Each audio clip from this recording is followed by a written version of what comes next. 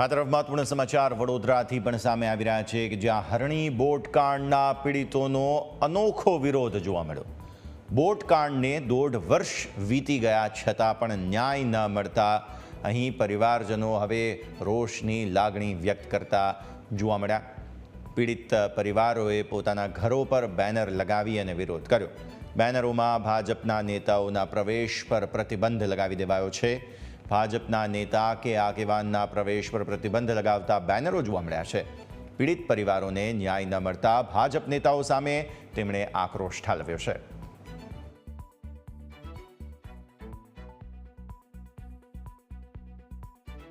18 જાન્યુઆરી 2024નો દિવસ વડોદરાવાસીઓ માટે કાળ સમાન બન્યો હતો। શાળામાંથી પ્રવાસે લઈ ગયેલા 12 બાળકો અને 2 શિક્ષિકા એટલે કે 14 લોકો જે હરણી બોટકાંડ થયું છે તેમાં હોમાઈ ગયા હતા અને છેલ્લા 1.5 વર્ષથી આ જે પરિવાર છે તે ન્યાય માટે ઝંખી રહ્યો છે અને ઠેર ઠેર ઠોકરો ખાઈ રહ્યો છે।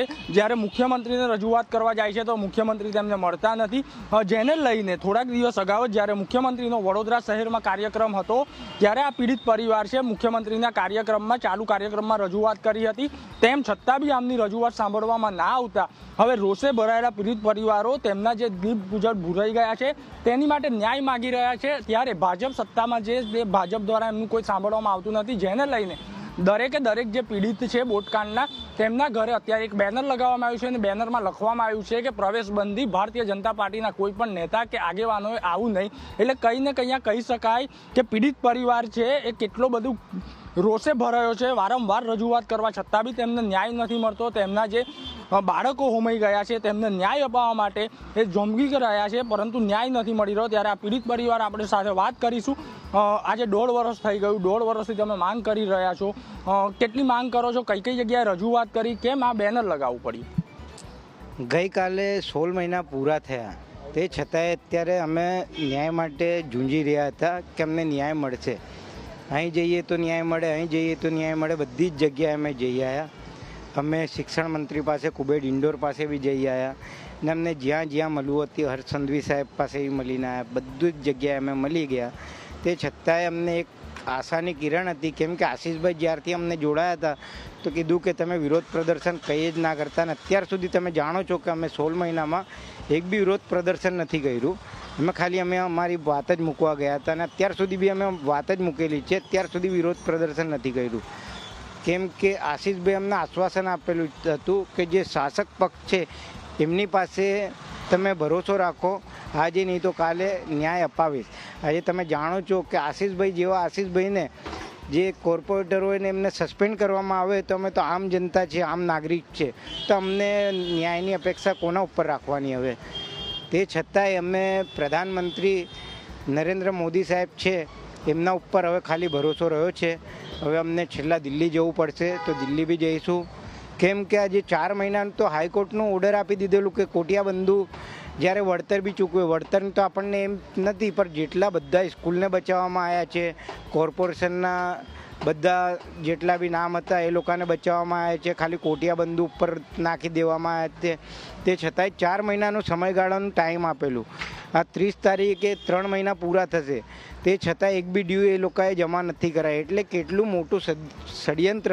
એ તો અમને ન્યાય તો નથી આપવા માંગતા પણ પીડિત પરિવારોને તમાચો મારવાનું કામ કરી રહી છે આ ભારતીય જનતા પાર્ટી। આમાં આજે બી અમને કોઈ સત્તા પક્ષ જોડે અમને કોઈ લગાવ નથી, ના અમે કોંગ્રેસ તરફથી છે, ના અમે આમ આદમી તરફથી છે, ના અમે ભારતીય જનતા પાર્ટી તરફથી છે। અમને કોઈ સત્તાથી કોઈ લેવું દેવું નથી। આજે બી અમારી જે પ્રોસેસ અટકેલું છે, અમારી પાસે દસ્તાવેજ પુરાવા બધું રેડી છે। તમે જુઓ અમારી પાસે દસ્તાવેજ કયા કયા છે તમે જોઈ લો ને કાલથી ન્યાયની પ્રક્રિયા તમે ચાલુ કરી દો। અમે અત્યારે બી કાલથી બીજેપીનું ભારતીય જનતા પાર્ટીનું નામ લેવાનું નથી, કેમ કે અમને શાસક પક્ષ પાસે આટલી 16 મહિનાથી અમે ભરોસો રાખ્યો છે।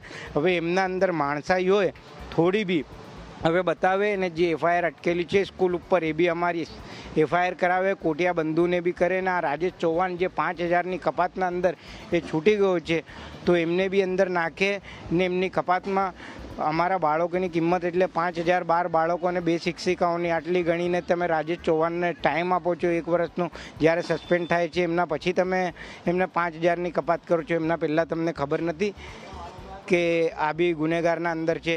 જ્યારે તમે જ્યારે સસ્પેન્ડ થઈ એ રિટાયર થઈ જાય ત્યારે 5,000ની કપાત કરો છો અને પછી નામ રાજેશ ચૌહાણનું નાખવામાં આવે. એટલે આ તો ષડયંત્ર ચાલે છે. અમને ખાલી ગોળ ગોળ ફરાવવાનું કામ કરે છે. આ તો બધું જ જાણે છે. અહીં હાઈકોર્ટ તો બેઠેલી જ છે. ન્યાયપાલિકા ઉપર અમને ભરોસો છે. હાઈકોર્ટ ઉપર નહીં તો અમે સુપ્રીમ બી જવાની તૈયારી રાખીએ છીએ.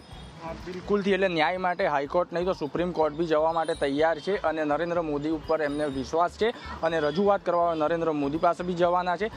સિંધેભાઈ, જે રીતના આપની છેલ્લા 16 મહિના થઈ ગયા છે, આપણે બી એક લાડવાઈ સોઈ આપણી જે જીવનની રોશની હતી રોશની ગુમાવી છે. ન્યાય માટે કેટલું ઝઝૂમવું પડી રહ્યું છે કે જેનું જાય એનું જ ખબર પડે. બરાબર સર.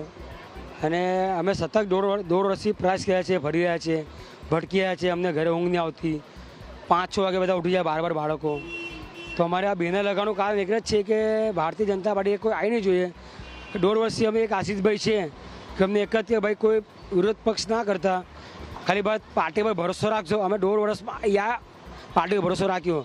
અને જ્યારે આશીષભાઈ જોશીને સસ્પેન્ડ કરવામાં આવે તો અમારે આમ આદમી પાર્ટી અમારે શું થાય ગરીબ માણસો?